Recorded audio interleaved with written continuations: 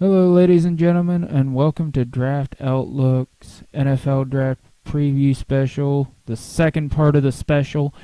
I am here with CEO of Draft Utopia once again today, Mr. Chris Ransom.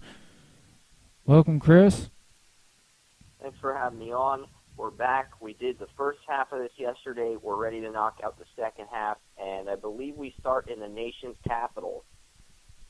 You are quite right, Chris. We have Washington at number 17. I've been hearing that Washington may want to take Mitchell Trubisky. I've been hearing some other news and rumors. What do you have here on Washington, Chris? It's funny you mentioned Mitchell Trubisky because when we did the first of the two group mock drafts for our group, Mitchell Trubisky was the actual pick at 17. That was when the Kirk Cousins situation was a little bit murky and unclear. I think that's been cleared up a bit, and while the rumors about Trubisky are still out there, I feel like it's more of a smokescreen than anything else. I've heard rumors about McCaffrey there. I've heard John Ross, Corey Davis. I've heard pretty much anything out of left field but anything out of right field with this. I could even see them going with a defensive player like Obi Melifonwu or a corner. I went with Forrest Lamp, though, because I think there's a market for some of these teams in the 17 to 22 range. You look at Tennessee, they need a left guard. You look at Tampa Bay, they need a left guard. They're moving J.R. Sweezy from left guard back to his natural right guard position that he excelled in Seattle, and they're moving Marpet from right guard to center. You look at Denver and Detroit, maybe. You look at 22 Miami, Seattle 26, Atlanta 31. These are all teams in the market for guards, as well as Green Bay at 29. A lot of teams in this 19 to 31 range are in the market for guards. So I think if Forrest Lamp gets picked here early, we might even see Dan Feeney sneak in the late first round, depending on who's picking where. Could you see, with all that interest in Forrest Lamp, could you see Washington potentially trading down? I think Washington, they could either trade down or maybe move up, depending on if they don't want Forrest Lamp. But I went with Forrest Lamp here. I just think it's the best fit for them at this point. Yeah, it could be also like Obi in that position. Moving on, next 19, we have Tampa Bay. Tampa Bay's in a little bit of a weird position. They don't really have. They have a lot of needs. You have Jameis Winston, who has been pining for Florida State guys for 2 years. We've heard they need a receiver, they need a tight end, they need safeties. If we hear anything more about Mark yelling about safeties, I don't know. But, what do you think they ultimately do in this position? If Tampa Bay moves up, I think they would move up to 12 and take Dalvin Cook and give the Browns 19 and 50 and move up to that spot. And if they don't, I think that they'll look at a safety. I've heard that Tampa Bay is high on two safeties, Obi Melifonwu and Budda Baker. Those are the two safeties that Tampa Bay is extremely high on. And I have Obi graded higher on my board, which is why I went Obi. But Tony has them going Budda Baker at that spot. I've heard rumors about Chidobe Awuzie, maybe even to Tampa as a nickel corner as well at that point. So there's a lot of different options and combinations and possibilities. I wouldn't even rule out Joe Mixon at this point. I mean, there's a lot of different directions Tampa Bay can go in. Yeah, and I've heard a little bit about Awuzie potentially sneaking into the first round myself. So that will be an interesting scenario to watch, especially if Awuzie ends up coming and getting into play at that point. Going at number 20, Denver. Denver is one of these teams. You've heard quarterback, you've heard rush, you've heard of all these potential places. You've heard they really want a great tight end. Where do you think they go here? I think at this point you look at um, what they're going to do at number 20. Cam Robinson is the clear, obvious slam dunk pick for me. I think he's the only tackle you can make a case for taking in the first round, maybe Garrett Bowles. But Vance Joseph said during the combine that Ryan Ramczyk had left tackle qualities on Sirius XM satellite radio. So if they don't go with Robinson at 20, I would not be surprised if they went with Ramczyk, would not be surprised with Bowles. The other thing I'm hearing is maybe they go tight end and get David Njoku at 20, because that's a pretty interesting scenario at that spot. And if none of these tackles really appease to Denver, I could just see them taking the best player on their board, and that might be David Njoku at this point. Yeah, and Njoku may be one of the most versatile offensive players in this draft, able to spread out and slot. He did a lot of when it came to catching screens, and Adam Schefter, I believe, was who thought that at some point he may be even able to spread out wide and be a full-time wide receiver. So Njoku at that spot would give Denver an entirely different dynamic to their offense. Number 21, Detroit. You've heard about their rush. They need a running back. They need several. I've heard the linebacker position mentioned, offensive tackle. And what do you think they ultimately do with this selection? I think at 21, I actually went outside linebacker here because they got rid of DeAndre Levy. They got rid of Kyle Van Noy. Hassan Reddick is a guy who went to Temple just like their middle linebacker, Tahir Whitehead, so there'd be some chemistry, there'd be some familiarity. And I think that is an excellent selection at that point. Reddick fits what the Lions want to add on their defense. They could go, they're looking at other defensive ends, they're looking at tight ends to complement Ebron, they're looking at wide receivers, they're looking at defensive tackles, they're even looking at corners and safeties, even though I like Darius Slay as their number one corner and the depth they have with Nevin Lawson, Quandre Diggs. I like their cornerback situation overall. Short term, I mean, there are some guys in this draft that could be long-term players they could develop, but they can get those guys later.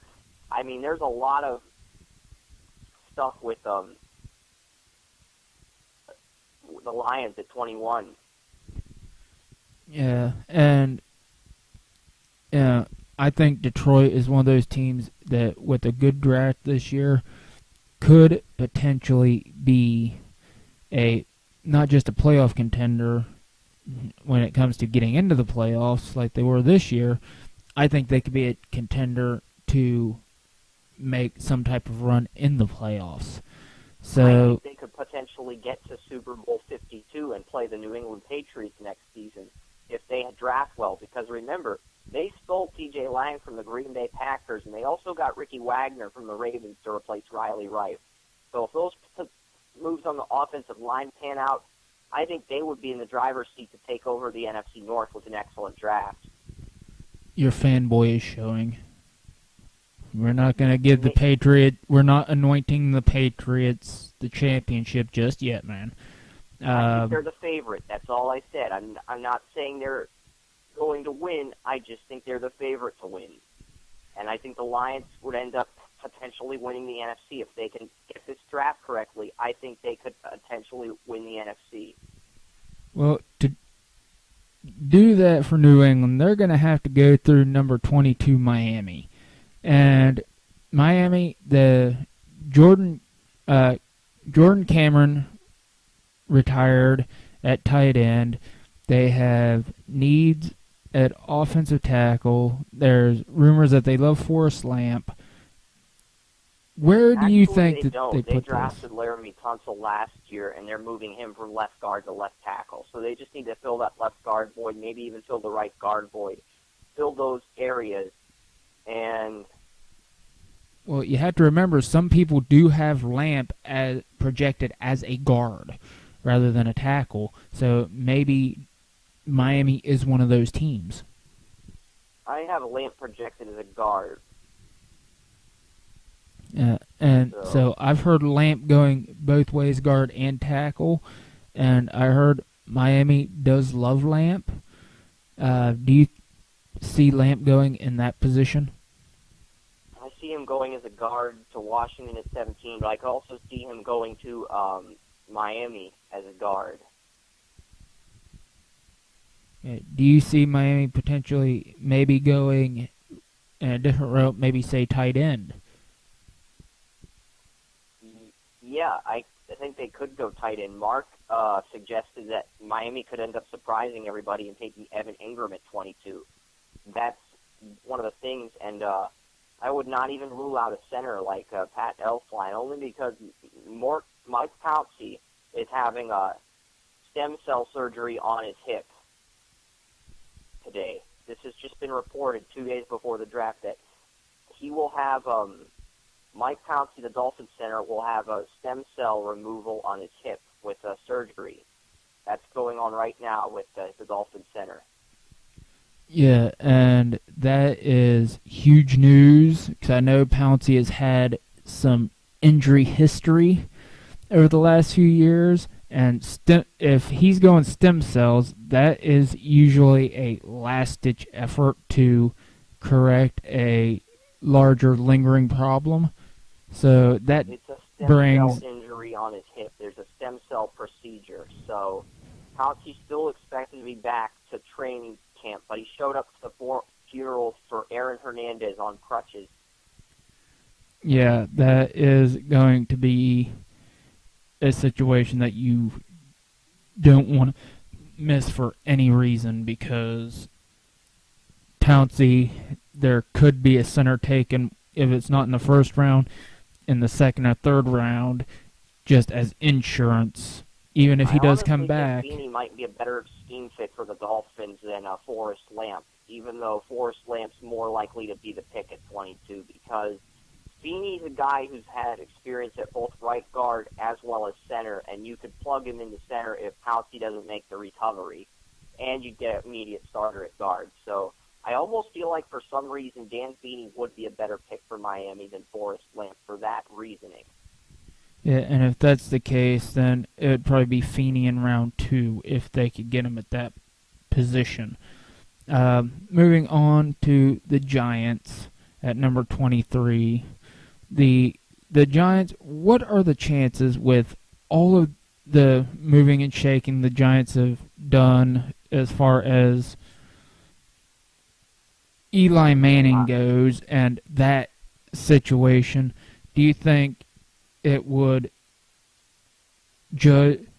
that affect the NFL draft position or who they take in the draft or their overall thinking? Maybe going a quarterback, say if Mitchell Trubisky falls, he's very similar to what Eli Manning was when Manning came out, only Manning actually had some decent mechanics. How do you feel that falls? The Giants would take Deshaun Watson there, and I gave the Dolphins Tyus Bowser, just wanted to get that out of the way really quickly. But back to the Giants, I think there's 3 positions the Giants could target. You're looking at offensive tackle, you're looking at tight end, you're looking at defensive tackle. I think those are the 3 positions. They never replaced Jonathan Hankins in free agency. I feel like they could do that in the draft with somebody like Carlos Watkins out of Clemson. You look at the tight ends, you got Njoku, Evan Ingram is there. You could get Gerald Everett in the second round because the Giants do supposedly love Gerald Everett. And then the other position, offensive tackle, Garrett Bowles, Ramczyk, Cam Robinson. But another interesting scenario that Cowpoke guy who used to call into my podcast, he thinks the Giants should get Deshaun Watson at 23. And it is an interesting scenario. I think Walt had him in one of his earlier mocks. He had Watson slipping to the Giants at 23. What do you think of Deshaun Watson of the Giants? Because I feel like that is an interesting scenario. Yeah, that is a very interesting scenario, and because Watson doesn't seem to me like a Giants type of quarterback, but at the same time, and I could see it happening just simply because the Giants like clutch players, and in the biggest games, Watson shows up. Yeah, it's kind of like Eli. He has that clutch factor Eli had in the playoffs early in his career. Yeah, so there wouldn't be much drop-off in big games. It's just getting him to where he can step up when the game's not that big. Yep, exactly. Yeah, and moving on to Oakland. Oakland, they want a guarantee from Marshawn Lynch that he will play for them before the draft. They haven't gotten it yet. They need, and until they do, they need a running back. They also need linebackers. So, how do you see this whole thing playing out for Oakland? Because, in my opinion, Gerard Davis may be the best pick for them at number 24. Yeah, Gerard Davis is the best pick. That's who I mocked to them at that spot. I know there have been rumors about them getting a corner at 24. I don't think that's going to happen. I think they're going to go with Gerard Davis at that spot. I've seen Zach Cunningham there too, but the guy Tony mocked to the Raiders, Gareon Conley, he is not attending the NFL draft in light of the allegations against him. It came out this morning before we started this episode of Draft Outlook. So I don't know if that would cause Conley to slip to the Raiders, but that's an interesting scenario, to say the least. But I think Gerard Davis is the best thing the Raiders can draft here. The best player they can draft. Yeah, and as far as Conley goes, we need to learn more about that situation and the accusations made against him. And I'm sure teams right now are on it, doing their due diligence, and they probably know more than we do at this point. So we're not going to make any speculation on the situation until something comes to light. Well, I did find a document. I think it's on Twitter. NFL Draft Diamonds just tweeted a suspect thing on Gareon Conley and got some words censored out, and it's sort of like a police report. I will send you that to look at on Facebook, and we'll go over the details of Conley on maybe Thursday leading up to my draft special, or you can mention that on Draft Outlook on Thursday's show, but we can worry about that later in the week or on draft day. Yeah, because there's still too many questions to really speculate on that situation, and hopefully something else will come to light by then. Moving on, we're going to go to Houston with the speculation of Patrick Mahomes potentially going to the 49ers at number 2 overall. Where do you think Houston will go at 25 if Patrick Mahomes is not there? I have them taking Patrick Mahomes at 25, but if they don't take him, they could go Kaiser. They could take one of the other quarterbacks, and I think that's definitely in play. I think that's definitely what's going to happen. I think Mahomes is going to go to Houston, but if they don't go that route, they're looking at corners and offensive tackle. You could see Bolzer Ramzik in Houston. I could see T.J. Watt, the brother of J.J. Watt in Houston. I could see Derek Rivers in Houston. I could see Obi Melifonwu in Houston. They're looking at Conley and Lattimore at this. They're looking at Conley and Marlon Humphrey here, but there's a lot of players the Texans are looking at this position. Well, they're definitely doing their due diligence, and I could definitely see Bowles end up in a Houston uniform if they don't have a quarterback there that they like at that position. And then we have Seattle. The Legion of Boom has been more like Bam Bam from the Flintstones lately. Just run around with a big stick yelling "Bam Bam" rather than actually hitting somebody. How do you think they go about getting that edge back to the team that they lost last year? Well, they lost John Simon to the Indianapolis Colts through free agency, but John Simon wasn't very good to begin with. He had like 3 or 3.5 sacks this year, and he's not a guy that teams or left tackles are going to take seriously as a disruptive disruptive, every down type of player. He's more of a situational player, and the only reason John Simon started is because Watt got injured, and Houston midseason decided to move Clowney from right outside linebacker to 34 defensive end where Watt played. And I think Clowney's actually better in the 5 technique. So, honestly, if the Texans take a pass rusher like an edge player rather than a 5 technique D lineman, I think that's actually a good pick because they can keep Clowney and Watt in the 5 technique, have a really deadly tandem, because if they keep both of those guys in the 5 technique, it will be impossible to double team one without the other getting some pressure on you. Yeah, and then if you add another pass rusher, you'll have to worry about him as well as Whitney Merciless. Yeah, and that'd be a great scenario for Seattle. So you definitely got to look at that situation and you meant Houston, what it can get. But we're going to Seattle. Yes. Yeah. Who'd I say? Seattle, I think Garrett Bowles at Seattle. I mean, it's interesting. If Seattle drafts for need, they'll take a left tackle here, and I think they get Garrett Bowles. Not only do they need an upgrade over George Fant, they may need a right tackle as well with Gilliam signing with the 49ers. And Gilliam wasn't even that good of a right tackle to begin with, but Seattle may end up getting multiple tackles now. But the surprising thing is they haven't worked out any of the 3 big-name tackles projected to go in the first round. They could be going with Obi Melifonwu at 26, who is my consensus unanimous number 3 safety, a guy you compared to Cam Chancellor. And they could also look at a cornerback, maybe one of the corners like Tankersley or Humphrey. I know a popular pick within the scouting community has been Kevin King, but I just don't see them going Kevin King that early. Yeah, that does seem early for him. But I could see Bowles with his mean streak there fitting right into that locker room. Moving on, Kansas City, number 27. We've heard quarterback of the future, heard tight end, heard middle linebacker, heard a bunch of different scenarios. What is your take, and who do you think Kansas City has an eye on?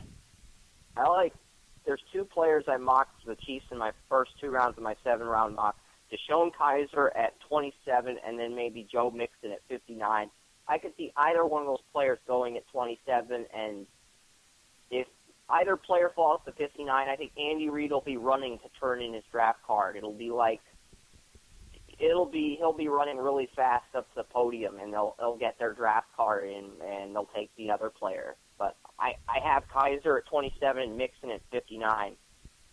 Yeah, and I've heard that Andy Reid took Joe Mixon off his draft board, but at the same time, we've heard a lot of speculation about Mixon potentially slipping into the back half of the first round, which, surprising, unsuspecting enough, Kansas City, Green Bay, and those 2 are the teams that both need a running back extremely badly. And guess what? They're 27-29 in the back half of the first round. So I could definitely see that scenario with Mixon playing out despite hearing that he's been taken off their draft board. Andy Reid gave a meh response when the media reporter brought up Mixon, but I'm not buying too much into that. Yeah, and Mixon's a hard person to grade out at the moment, and so the only thing I've really heard concrete is that Cincinnati likes him, so we're just going to go with that. And at number 28, we have Dallas. Dallas has a few holes, but they are at this point in the best position they've been in the last couple of years. Where do you think they go? Dallas Cowboys, I have them doubling up at corner with Tankersley at 28 and Ordori Jackson at the USC at 60. I have a second-round grade on Ordori Jackson, but Jackson is one of the teams the Cowboys have a first-round grade on, so they might take him at 28 and Tankersley at 60. I could see either of those scenarios playing out. Defensive end's a need for Dallas as well, but I gave them Deshaun Hall in the 3rd round, but There's definitely some players they could consider. Yeah, and I am personally, I know you're high on Tankersley. I'm higher on Adoree Jackson. So I could see the Cowboys taking Adoree Jackson first. And from what I'm hearing, Adoree Jackson could actually be moving up draft boards to a Daniel place that he might Jeremiah, I not even believe, be will be the there second when corner Dallas goes at drafted after 28. Lattimore. Last week on Mock Draft Live, he said that he would not be surprised if Adoree Jackson was the second corner picked after Lattimore. Yeah, and I wouldn't doubt that because at the combine, Jackson showed great hip flexibility, good speed, and if that case comes to pass, then he may be gone before Dallas gets a chance to take him, no matter how much they like him. And Yeah. moving on to 29, Green Bay Packers. We've heard Joe Mixon. We've heard offensive guard. We've heard linebacker. Where do you see the Packers going at this point? The Packers, I went out on a limb and went with Dan Feeney, the Indiana guard. So I just feel like he would be a great scheme fit, and I definitely think there's definitely some stuff that could be in play. Running back, if they go running back, I think it will be Kamara, not Mixon, not Foreman because of the weight issues. He has similar weight issues to Eddie Lacy. So I think that at this point, the best option for them is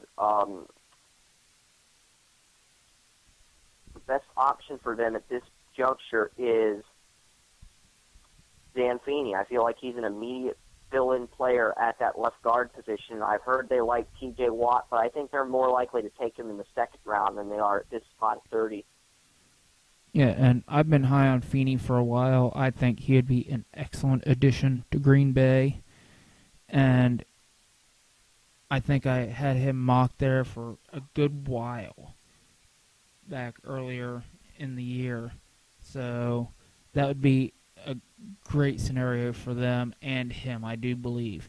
Now, what we're going to do, we're going to skip Pittsburgh because we got a lot to talk about Pittsburgh with, and we're going to go straight to Atlanta at number 31. And I've been harsh on Atlanta's defense. As you mentioned before, they signed on Terry Poe to help push some of those young defensive tackles. Where do you think they go here at 31? At 31, I think the Falcons are looking at DeMarcus Walker out of Florida State. I think he gives you a vocal, fiery leader. He can do everything, and if you're going to put Vic Beasley as a strong side linebacker off the edge, I think you get somebody like DeMarcus Walker, and you plug him into your system, and you bring him in. Yeah, and I'm a huge DeMarcus Walker fan. I love his size, and I know he's taken some heat for his athleticism, but I've seen him do some strong things athletically. And I think his athleticism was better at Derek Barnett's at one point very early in the draft process, yet he's getting knocked for that, which is kind of surprising to me. Yeah, and you have to think he's bigger than Barnett, and he's still making some excellent athletic plays. So, I mean, I don't know where. 1 second faster than Keith Tabor, so. Yeah, so I don't know where the knock on his athleticism is coming from, but I think that he is well athletic enough, and Atlanta do well to take somebody like him in the first round. Now, we're about ready to go into overtime. That's fine. We got Pittsburgh Steelers here, number 30. We've heard a lot of rumors about them wanting Deshaun Kaiser. They see him as somebody who is very similar to Ben Roethlisberger. They want him to sit behind. Roethlisberger's thinking about retirement. The Steelers don't have the ammunition to move up to 12. The Kaiser has been to Cleveland more than any other prospect has been to Cleveland in this process.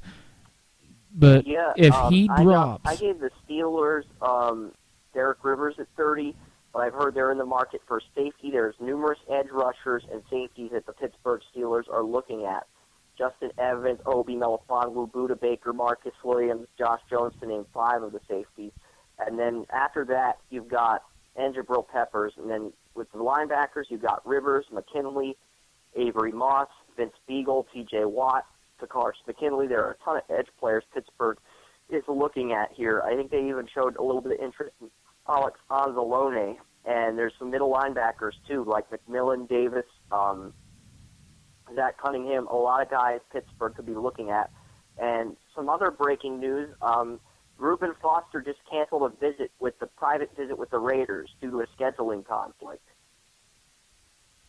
yeah, and I don't know about scheduling conflicts with Foster at this time because he's one of the top picks in the draft. It could just be because he feels he'll be gone by the time he gets to Oakland anyway, so it really doesn't matter at that point.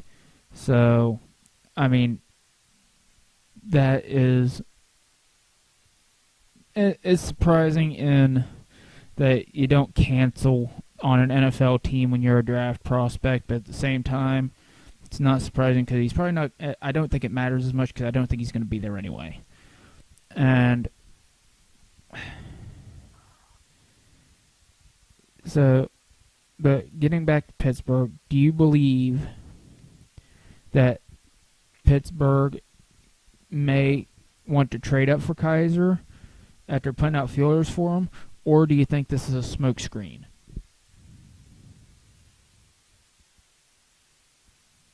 I don't think they're going to trade up for Kaiser. I feel like this is a smokescreen to see if somebody else will try to trade up for Kaiser. But it could be, maybe, I do think Kaiser's the top quarterback on their board, but I don't think he's someone they could trade up for. And again, this could be a smokescreen to try to get someone to take Kaiser before 30 so they can get a guy they want at 30.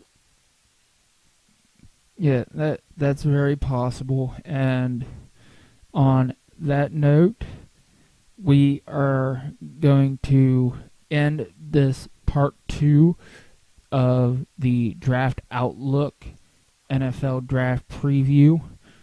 And we will be back for part 3. And we hope to see you all there. For Chris Ransom, this is Joseph Potter. And have a good day.